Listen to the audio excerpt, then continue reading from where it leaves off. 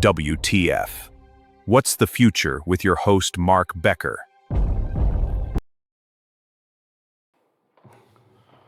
Welcome to another episode of WTF, What's the Future? So one thing I think should be addressed that a lot of people are concerned about regarding AI is the potential of it basically creating a consciousness and taking over, like in a Terminator movie type scenario. So the reason that's extremely unlikely is number one, um, it's going to be able to duplicate intelligence. There's no question about it, and beyond ours by a long shot, eventually. But it's not going to gain feelings, right? So the one thing that makes humans and animals and everything else separate from any sort of machine or computer program is the fact that we have emotions. We're filled with emotions, whether it's love or hate or fear or whatever emotion you can basically think of. AI is not going to be able to duplicate, right? So it does get rewarded in its training in effort to train it to do essentially what we want it to do. So it's not impossible for someone to be able to get involved and try to set up parameters that make it more likely to want to take over. But the probability is very unlikely. So the way AI generally learns is it's looking at information that's been digitally recorded for, literally decades, if not centuries. So any books that might have been written in the 1800s, for instance, or 1700s or 1500s or whatever, if they were inputted into the web or anywhere digitally, they can be found by AI and used. So even though arguably the last 5 years especially, but you could even go back and say the last 50 years, even though we've been on sort of a bad program, especially like in politics where lies seem to be the norm, unfortunately. Um, it can look back a lot farther than that. So it can decipher that, like for instance, today you're going to find, a lot of lies that are given out by the main media, right? But there's a lot of sources that say this stuff is BS. And what AI is able to do is look at all of it and determine what is the truth. And what's encouraging is there's one of the big AI companies called Anthropic. They're the ones that came up with Claude.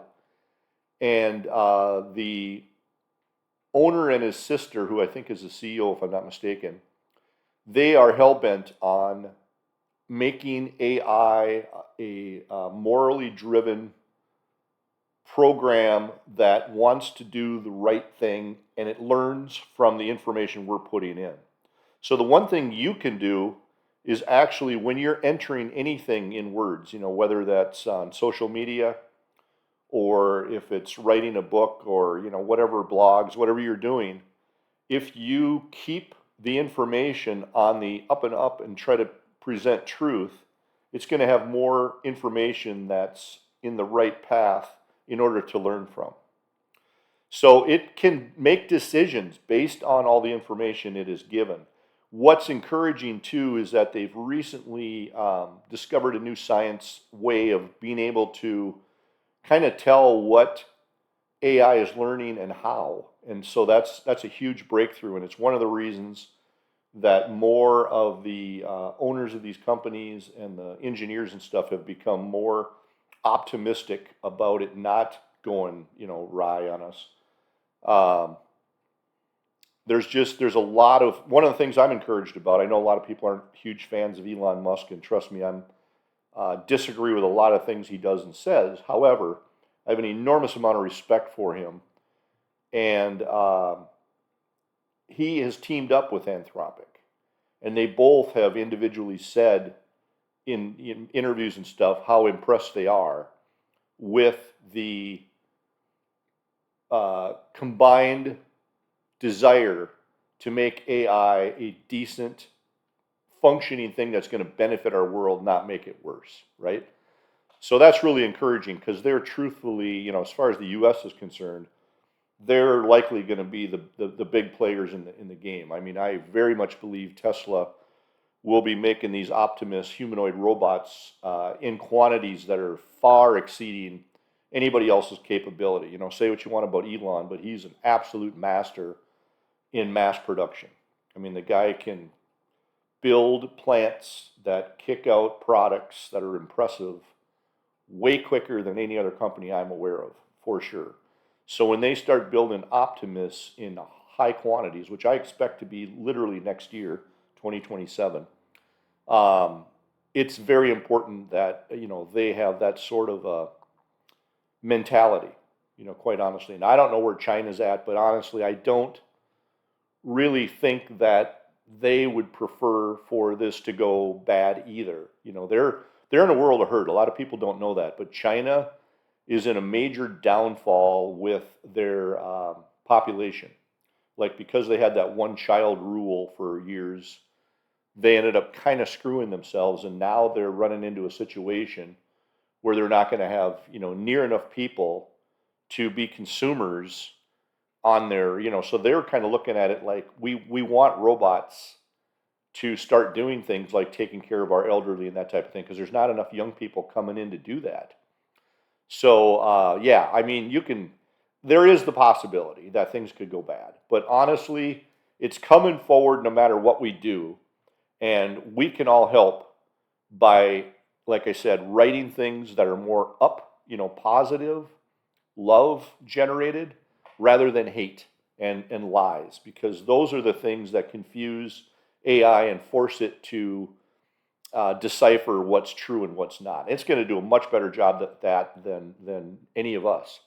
In fact, I am super optimistic that big media sources, especially on the political side, are not going to be able to get away with the lies in the very near future, like in the next year or two, because AI is basically going to call it out every time, and you know, it's going to be a different game no matter how you look at it. Like I indicated in my first video or podcast, the likeliness of, how do I want to put this? It's going to be super important for all of us to, you know, input good information so it knows that this is what it's supposed to do.